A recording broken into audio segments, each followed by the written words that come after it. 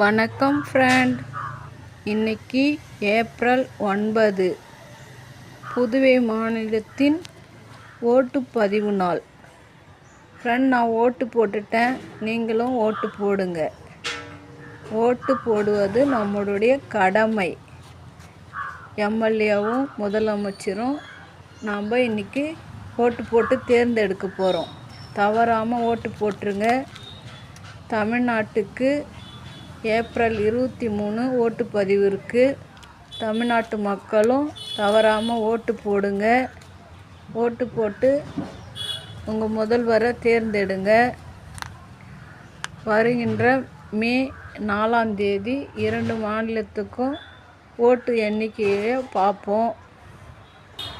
தவறாமல் ஓட்டு போடுங்க ஃப்ரெண்ட். Thank you friend.